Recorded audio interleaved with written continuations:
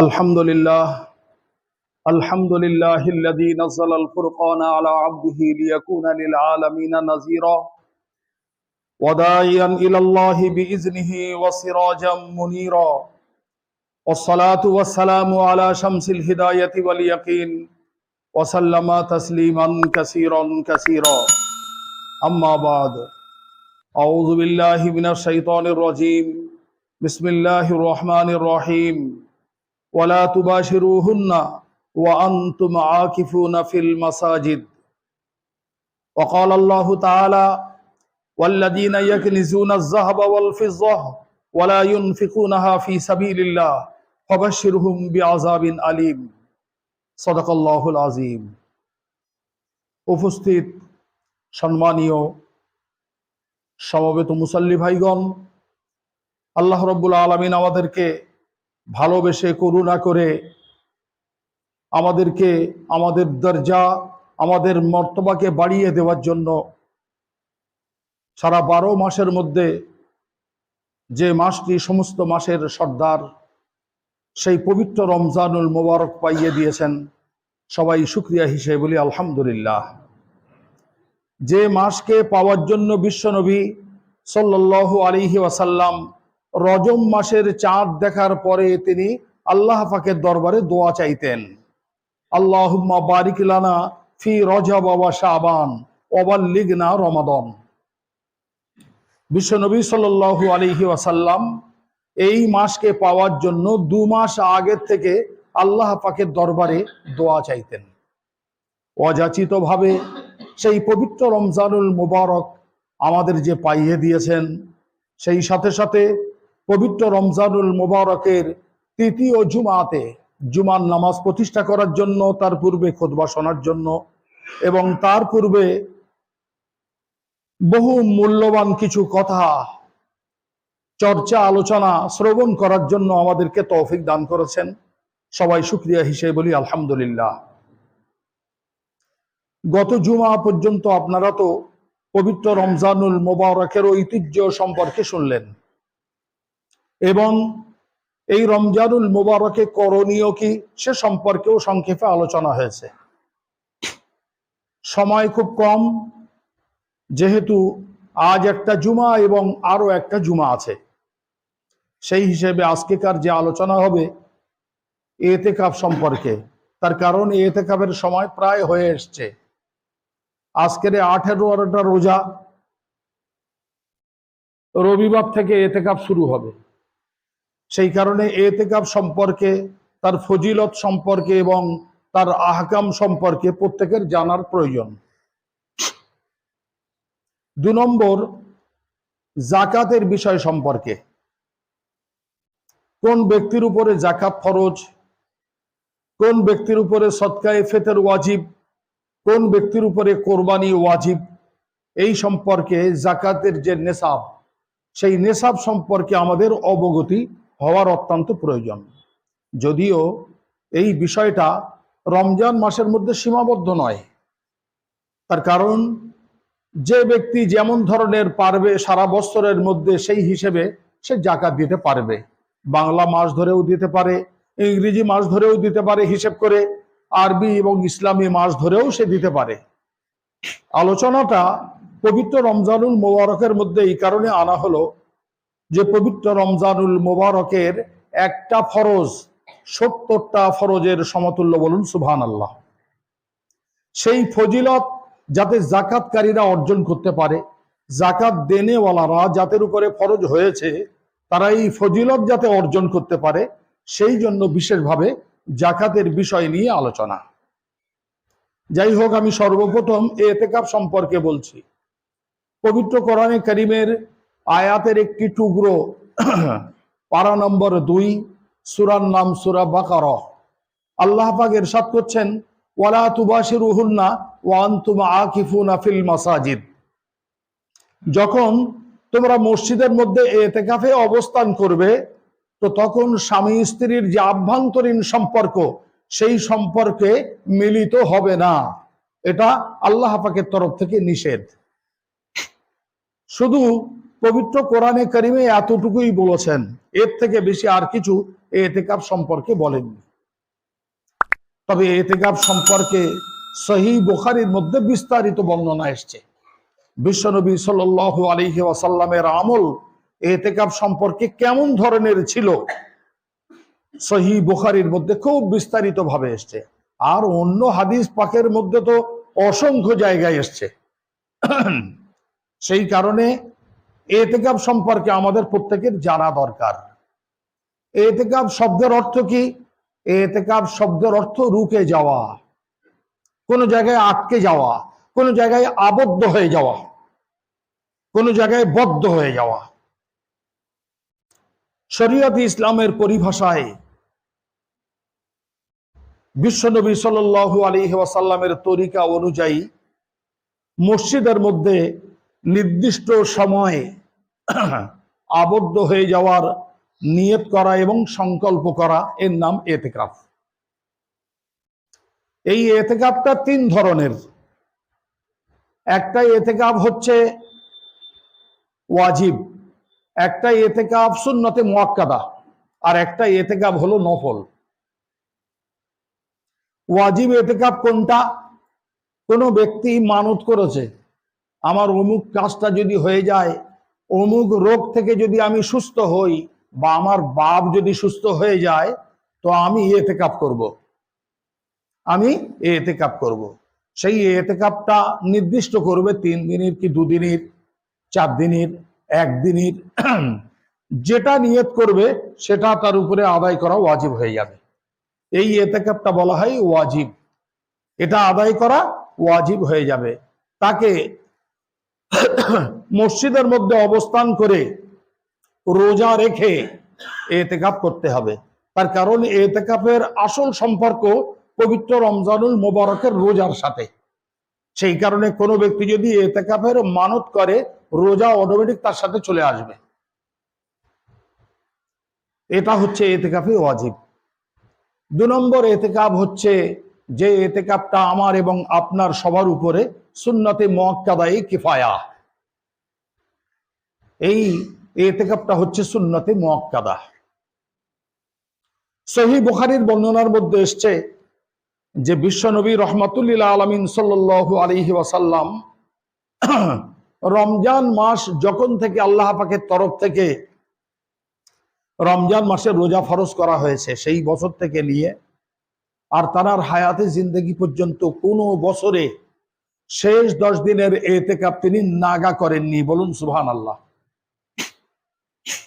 যখন পবিত্র রমজানুল মুবারকের শেষ আশারা আসতো, তার পূর্বে হযরতে সাহাবায়ে কেরাম রিজওয়ানুল্লাহি আলাইহিম আজমাইন বিশ্ব নবীর জন্য এতেকাফে অবস্থান করার জন্য বিশেষ ব্যবস্থা করে দিতেন। তুরকি খিমা দিয়ে ঘিরে দেওয়া হতো, আড় করে দেওয়া হতো, পর্দা করে দেওয়া হতো। বিশ্বনবী সাল্লাল্লাহু আলাইহি সাল্লাম তার ভিতরে অবস্থান করতেন, তার মধ্যে অবস্থান করতেন। সেখানেই তিনি খাওয়া দাওয়া এবং সমস্ত প্রয়োজন মেটাতেন কাজায়ে হাজাত ছাড়া। কাজায়ে হাজাত বলতে পেশাব পায়খানা। এই কাজায়ে হাজাত ছাড়া তিনি সমস্ত জরুরত সেখানে মেটাতেন। এমনকি বিশ্বনবী সাল্লাল্লাহু আলাইহি ওয়াসাল্লামের আজওয়াজে মুতাহহারাত, তানারা যা প্রয়োজন হতো, যা কিছু দরকার হতো, বিশ্বনবীর কাছে গিয়ে জেনে আসতেন। সেই তুর্কি খিমার মধ্যে গিয়ে সেখান থেকেই জেনে আসতেন। এর দ্বারা এতটুকু বোঝা যায় যে এতেকাফে যে ব্যক্তি বসবেন, তার জন্য শর্ত তিনি যেন সেই জায়গা থেকে প্রত্যাবর্তন না করে, সরে না যায়। তবে বাইরের কেউ কোনো প্রয়োজনে তার সঙ্গে কথা বলতে আসলে, পরামর্শ করতে আসলে, দেখা করতে আসলে কোনো দ্বিধা নেই, কোনো বাধা নেই। বিশ্বনবীর আমলের মধ্যে পাওয়া যায়। এমনকি সহিহ বুখারীর মধ্যে বর্ণনার মধ্যে এও পর্যন্ত এসছে যে বিশ্বনবী সাল্লাল্লাহু আলাইহি সাল্লাম ইতিকাফে অবস্থানকালে তিনি তার সর মুবারকের যে চুল, এই চুল সাফাই করার প্রয়োজন হয়েছিল। এবং উম্মুল মুমিনিন হযরত আয়েশা রাদিয়াল্লাহু আনহা তানাকে ডাক করা হলো। হযরত আয়েশা রাদিয়াল্লাহু আনহা বিশ্বনবী তা করেননি, তিনি নিজে করেছেন এবং তানার সঙ্গে যারা থাকতে চেয়েছেন তাদেরকে থাকতে দিয়েছেন। সাহাবাই কেরামদের মধ্যে যার ইচ্ছা হয়েছে বিশ্বনবীর সঙ্গে তারাও মোতাকিব হয়ে গিয়েছেন, ইতিকাফ করেছেন। এই হিসেবে এই ইতিকাফটা সুন্নতে মুআক্কাদা বটে, কিন্তু কিফায়া। কিফায়ার অর্থ কি?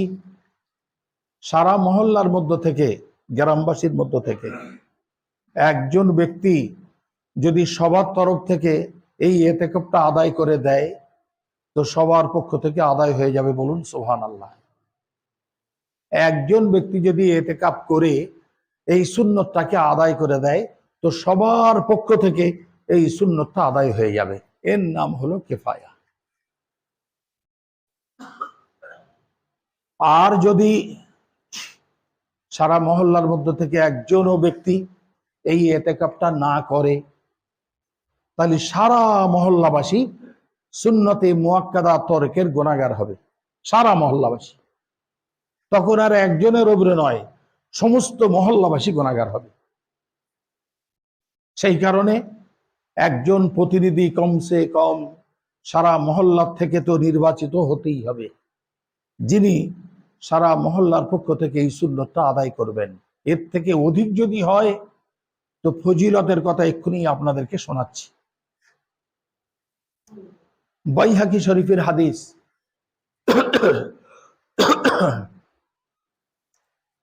বাইহাকি শরীফের হাদিসের মধ্যে এসছে ইতিকাফু আশরিন ফি রমাজান কা হজ্জাতাইন ওয়া উমরাতাইন, রাহুল বাইহাকি। বাইহাকি শরীফের হাদিসের মধ্যে এসছে যে পবিত্র রমজানুল মোবারকের শেষ আশারার যে ইতিকাফ, এই ইতিকাফটা কেমন তা বলছে দুটো হজ করা আর দুটো উমরা করার সমতুল্য, বলুন সুবহানাল্লাহ। কত বড় ফজিলত, কত বড় ফজিলত! এই ফজিলতের দিকে লক্ষ্য করে সারা মহল্লার প্রত্যেকটা ফরদ যার উপরে শরীয়তের হুকুম ফরজ হয়েছে, সুস্থ সবল এই রকম ব্যক্তির নিয়ত করে নেওয়া যে জীবনে এই আমলটা অন্তত আমি একবার করব। প্রত্যেকের নিয়ত করে নেওয়া। কেন? এই সুন্নতটা তো প্রত্যেকের সুন্নত, এ তো আমারও সুন্নত, আপনারও সুন্নত। একজন আদায় করে দিলে হয়ে যাবে বটে, কিন্তু সুন্নতটা তো প্রত্যেকের। সেই কারণে প্রত্যেকের নিয়ত করা উচিত যে আমি রমজান মাসের শেষ 10 দিনে জীবনে অন্তত একবার ইতিকাফে বসবো। যদি জীবনে একবার বসতে পারি তো দুটো হজ আর দুটো উমরা, মকবুল হজ মকবুল উমরা। যে হজ আল্লাহর দরবারে কবুল হয়ে গিয়েছে, যে উমরা আল্লাহর দরবারে কবুল হয়ে গিয়েছে, আমাদের উপরে যাদের হজ ফরজ হয়, আমরা তো অর্থের কারণে আল্লাহ পাকের তরফ থেকে ফরজ করা হয়েছে বাধ্যতামূলক হজে যাই। যদি হজে না যাই, এই ফরজটা আদায় না করি তো হয়তো ইহুদি নাসারার মতন মৃত্যু হবে। এই ভয়েতে আমরা হজ করি।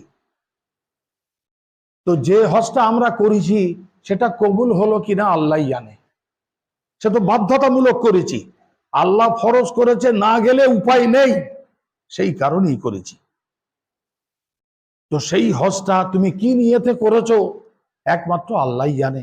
তোমার সেই হজ কবুল হলো কিনা, জিম্মা থেকে ফরজ সাকেত হলো কিনা কেউ বলতে পারবে না।